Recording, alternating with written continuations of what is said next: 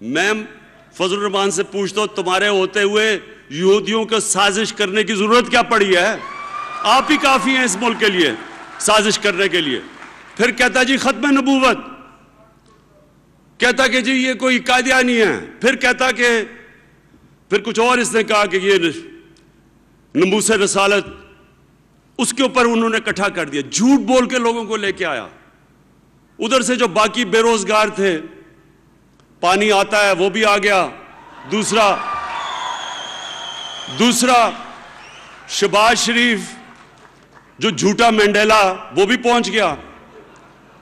اور انہوں نے وہاں کھڑے ہو کے وہ ایسی تقریریں کی، دل سے تقریریں نکل رہی تھیں، لیکن اس کا صرف ایک مفہوم تھا کہ کسی طرح جس طرح ہم مکا کر کے سارے مل کے ملک کو لوٹتے تھے، پھر وہ وقت آ جائے عمران خان تم اپنی کرسی آرام سے سنبھالو، 5 سال حکومت کرو، بس یہ ہمارے اوپر سے کسی طرح یہ جو کیسز ہمارے اوپر، اور کیسز ان کے زمانے کے بنے ہوئے ہیں.